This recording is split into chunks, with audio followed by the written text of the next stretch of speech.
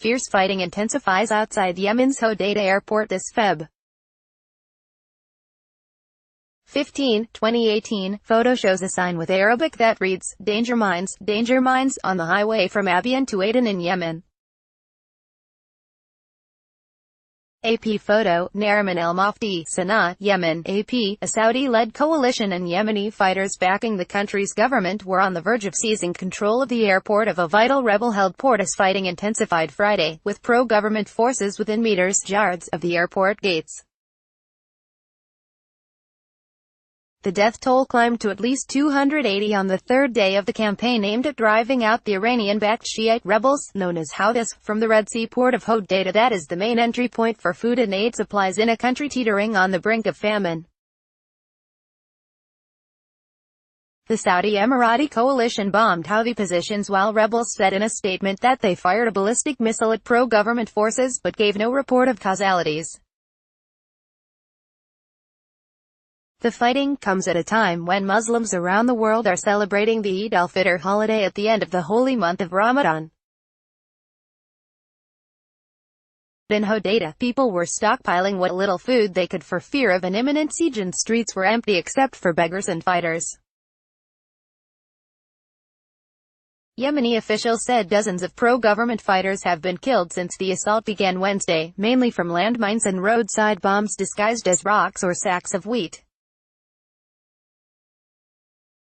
On the rebel side, bodies of Houthi fighters were strewn across the front lines. Ahmed al-Kakabani, a Yemeni who leads a pro-government militia known as the Tahama Brigade, told the Associated Press that his forces were positioned in Dawar al-Hodeida, just 2 kilometers (1.2 miles) from the airport. Another Yemeni commander, Abu Zahra al-Marami, was quoted by Dubai-based Al Arabiya TV network as saying that pro-government forces were within meters of the airport. Military officials said preparations were underway for a final push to take the airport and that the ground battles had largely subsided by sunset Friday.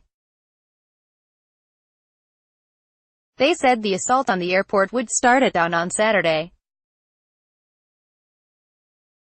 Military commanders said the operation would be complicated because the aim is to protect airport facilities, buildings and nearby fighter jets.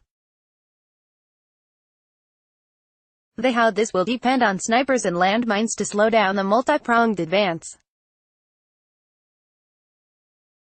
Aid workers have warned the assault on Hodeida's port, known as the mouth of Yemen, could shut down the vital route for some 70% of Yemen's food and humanitarian aid.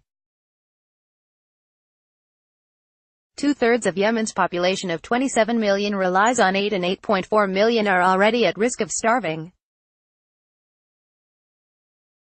The Saudi-led coalition accuses the Houthis of using the port to smuggle weapons and missiles from Iran. The rebels have been raining ballistic missiles down on Saudi cities from across the border. The port is also a lucrative source of revenue for the Houthis, who have controlled most of northern Yemen since 2014. The United Arab Emirates Minister of State for Foreign Affairs, Anwar Gargash, said that the battle over Hodeida is essential to break a stalemate in the civil war, which otherwise could drag on for years. Seizing the port means that the Houthis will no longer be able to impose their will at the barrel of a gun, he said in a post on Twitter. If they keep Hodeida and its revenues and its strategic location, the war will last a long time and add to the suffering of the Yemeni people. Hodeida, home to nearly 600,000 people, is some 150 kilometers 90 miles southwest of Sana'a, Yemen's capital, which is under Houthi control. The Saudi-led coalition has imposed an air, sea, and land embargo on Yemen since March 2015, aiming to dislodge the Houthis from the territory they control, paralyzing trade and access to the country. The coalition air campaign and Houthi bombardment have left more than 10,000 people dead and 2 million displaced, and devastated the country's already fragile infrastructure, including the health sector, which has helped spawn a cholera epidemic. In a series of tweets, the International Committee of the Red Cross said the people in Hodeida were bracing for the worst, and tens of thousands were expected to flee in the coming days, some for a second time. People live in slums in the outskirts, surviving on breadcrumbs they find in the garbage. With the little money they do have, they buy cooking oil in plastic bags, just enough to cook one meal a day, the group said, citing the accounts of staffers. Meanwhile, the U.S., which has backed the Saudi-led coalition with intelligence, logistical support and aerial refueling of fighter jets, has not publicly opposed the assault but has urged the coalition to ensure that humanitarian aid deliveries to the port continue. Washington, however, rejected 3 requests by the UAE to increase its support to the coalition with logistics, intelligence, and mine-sweeping operations. Marine Maj. Adrian Rankin Galloway, a Pentagon spokesman, said the U.S. has continued to provide aerial refueling for coalition aircraft and intelligence assistance. That aid includes information on key civilian sites that should not be targeted in order to avoid civilian casualties. We are not directly supporting the coalition offensive on the port of Hodeida, Rankin Galloway said. The United States does not command, accompany or participate in counter-Houthi operations or any hostilities other than those authorized against al-Qaeda and Islamic State militants in Yemen. The request for minesweepers was diverted to France, which said it was considering minesweeping in Hodeida after the end of military operations there.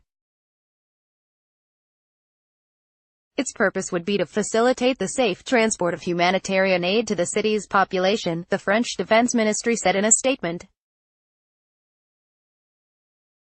The rebels have planted thousands of landmines and roadside bombs on the outskirts of the airport that have killed dozens of coalition-backed fighters, Yemeni officials said. Nearly 95% of the casualties are because of landmines and roadside bombs, said a medical official, who like the others spoke on condition of anonymity because they weren't authorized to speak to the press. He shared pictures of landmines and roadside bombs that were disguised as rocks and sacks of wheat. The Conflict Armament Research Center said earlier that the bombs are similar to those used by the Iranian-backed Hezbollah in southern Lebanon and by insurgents in Iraq and Bahrain. Human Rights Watch urged the UN Security Council on Friday to warn the warring parties that they will face sanctions if they fail to provide civilians access to desperately needed aid. The coalition and Houthi forces, now fighting for Hodeida, have atrocious records abiding by the laws of war, said HRW's Sarah Leah Whitson. In the face of international concerns over the humanitarian situation, the UAE said on Friday that it would begin sending aid by air and sea to Hodeida, the state-run WAM news agency said. At least 10 UAE ships carrying 13,500 tons of food and aid, as well as 3 flights, were planned for Hodeida, it said. Associated Press writers Maggie Michael in Cairo and Thomas Adamson in Paris contributed to this report. Copyright 2018 The Associated Press. All rights reserved. This material may not be published, broadcast, written or redistributed.